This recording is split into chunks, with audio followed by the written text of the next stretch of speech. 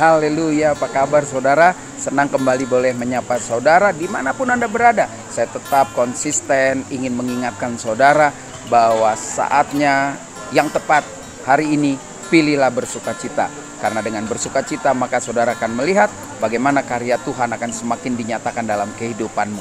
Nah, bagian firman Tuhan hari ini akan saya baca dari Kisah Para Rasul pasal yang ketiga ayat 21. Di sini dikatakan demikian.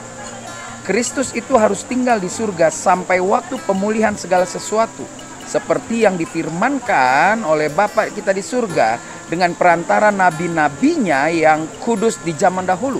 Nah, ini menarik sekali, bicara tentang pemulihan. Nah, Kristus akan ada di surga sampai waktu pemulihan.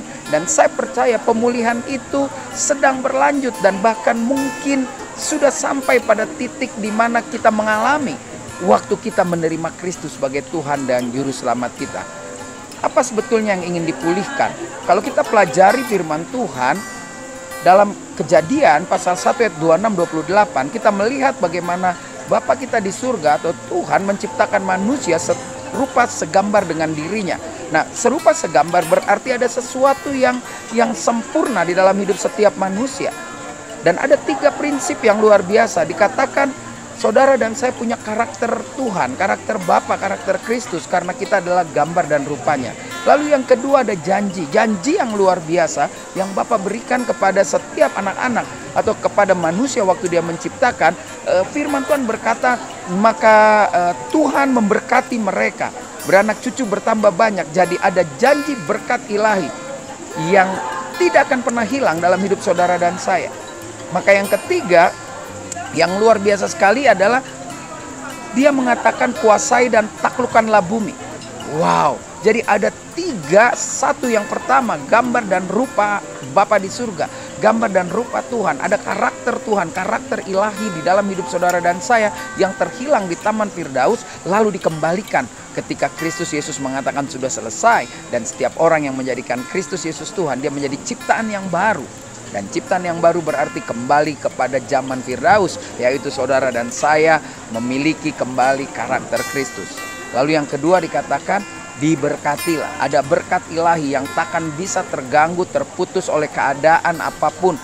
Dunia ini boleh terganggu, dunia ini boleh kekacauan ekonomi ada di mana-mana oleh karena pandemi, tetapi yang namanya ciptaan baru, yang namanya orang sudah mengalami pemulihan, berkat ilahi, berkat Tuhan tidak akan pernah bisa ditahan.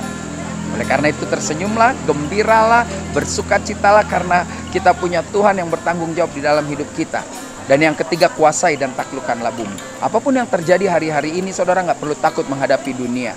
Kenyataannya dari sejak zaman dahulu dunia ini keras, tetapi orang percaya tetap berdiri teguh. Gereja Tuhan tidak goyah, gereja Tuhan tetap memberitakan tentang kabar sukacita dan Injil. Jadi hari ini saudara sudah dikembalikan kekuatan, kekuasaan ilahi untuk menaklukkan dunia. Prinsip sederhana, pemulihan sudah terjadi atau mungkin akan terjadi dalam hidup saudara ketika mendengar berita ini. Terimalah Kristus Yesus sebagai Tuhan dan Juru Selamatmu, maka saya percaya karakter ilahi di Taman Firdaus, berkat ilahi di Taman Firdaus, dan kuasa ilahi di Taman Firdaus kembali menjadi milik kita semua, anak-anak Tuhan. Tetap semangat, pilih sukacita, dan lihatlah masa depan kita adalah masa depan yang cerah dan penuh harapan. Saya Pendeta Rio Panggabean, sampai jumpa pada tayangan berikutnya. Tuhan Yesus memberkati.